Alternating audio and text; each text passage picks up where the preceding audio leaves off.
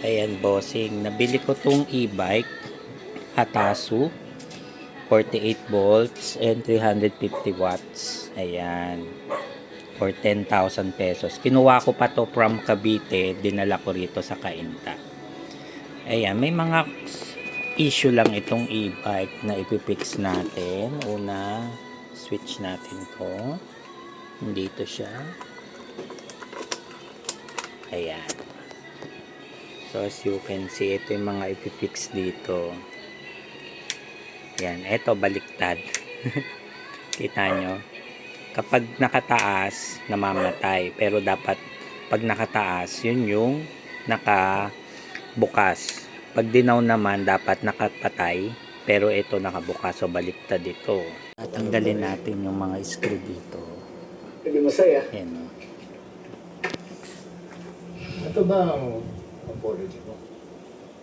Bali, 4. 1, 2, 3, 4. Ayan guys, tanggal na. So ito guys, ito yung headlight. Ayan. So dahil baliktad dito, ibig sabihin yung switch yung papalitan natin, hindi ito, no? Kita nyo, pag naka-on, dapat kapag nakataas to, ibig sabihin dapat merong ilaw. So yan, nakataas siya pero walang ilaw. Ayan, walang ilaw. Pero kapag ibinaba natin, ay may ilaw siya. Baliktad. Kaya babaliktarin natin. Dapat pag nakataas, doon siya may ilaw. So nandito yung problem. Babaliktarin natin. Tatanggalin natin. And chine-check ko, wala siyang tornilyo. So madali lang siyang tanggalin pag natanggal ito. So tatanggalin lang natin to. Gamitan natin ng tubig kapag need tanggalin. Yan. Tanggal yan. Tapos saka na natin to mauhugot para palitan yung switch. Tanggalin natin to. Buo siya, hindi siya isang ito lang, buo siya eh, parang throttle. So, pwede na siyang hilain. Yan, hilain. Pwede yung gamitan lang is o tubig para lalong ay madali siyang mahugot. But unfortunately, ayan. Kailangan din nating tanggalin muna to dahil hindi siya mahugot. So, itong protector tanggalin. Tapos, ayan. Ayan, hindi pa rin siya kayang mahugot. Ayan. Tanggalin na lang to. Lubusan. Para maghiwalay. Tapos, wag niyong tatapon to kasi kailangan niyo siya later. Tapos, pwede na natin siya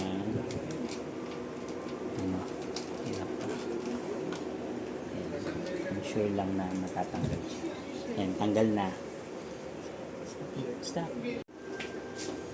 So ito guys, may mga connector dito. Ayan.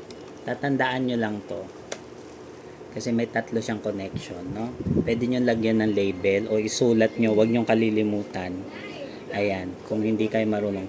Merong 3 connectors, yung 3. Ayan, 3 connection. Tapos merong 2. Ayan, dapat hindi. Dito siya yan, nakakonect. So, kailangan natin tong tanggalin.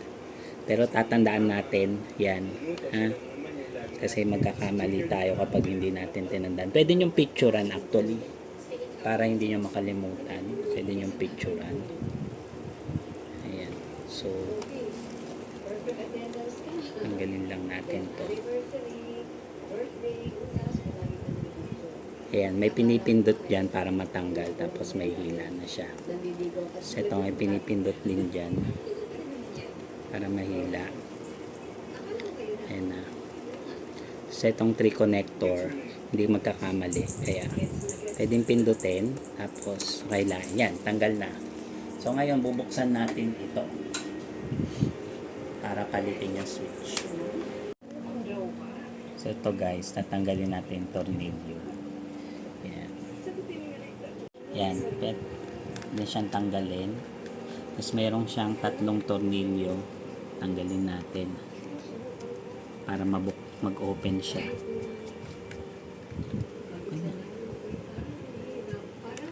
Cut. Ayan guys. Open na siya. I hope ma-open na siya. Tanggal naman na yung tatlong tornilyo. Dapat ma-open na siya. Yun. So guys, na-open. Ito yung switch. Babalik na rin lang natin. Cut. So guys, kailangan natin ito kasi kailangan natin masungkit yung switch. So ito yung parang flat bar. Tapos to, meron siya para mahila mo siya. May lock yan dito. Ayan.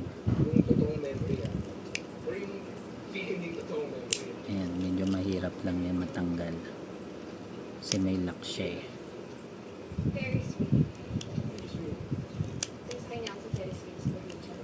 Ayan guys, so ihilain mo siya. Ayan. Kailangan siya hilain.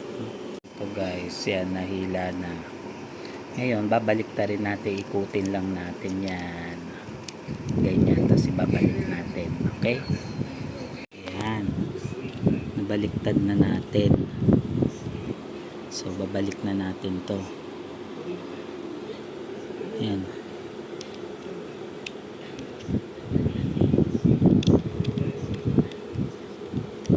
Okay na. Ibabalik na natin ngayon. No? Yung mga tornilyo.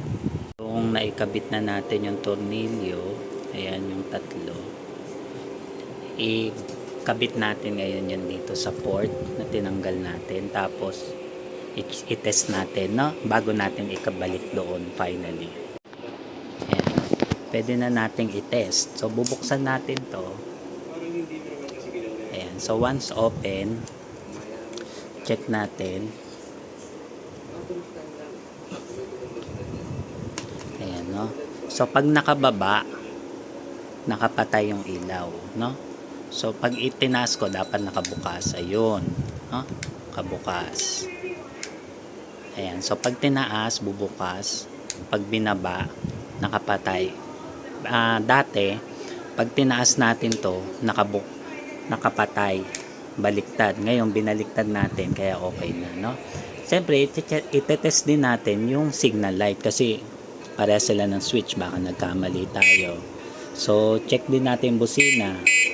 Working naman yung busina and yung signal light. So, pag nag-right, o yun, tama. Pag nag-right, so right din. So working fine. Now, pwede na natin siyang ibalik dito. Okay? So guys, babalik na natin ito. Yung switch. Ito, no? Balik na natin dito. Ayan. So, na-test naman natin siya na working. Kaya dapat, pwede na natin siyang ibalik. Tapos ito pa.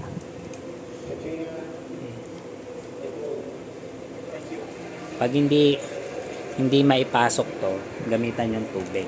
Madali ang papasok. So, dapat mahigpit at nakasagad.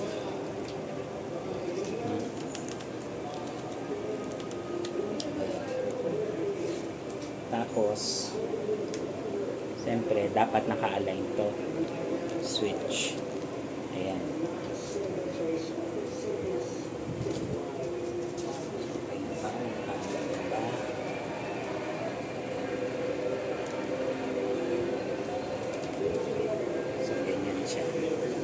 Ka-align na siya, then saka natin ilalak yung tornilyo. Meron siya dito tornilyo. Ayan. Lock nyo lang yan. Okay na. Pag nakalock na, then go na. Then pwede na natin babalik pa natin to, siyempre.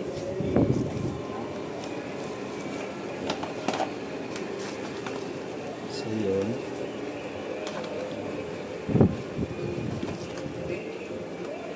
Ay, ibalik pa natin itong hotel mo. And then guys, huwag kalilimutan to, no? Kita. Ayan. Ito guys, balik natin to. And once nakabit na, pwede na natin tong ibalik. Ayan.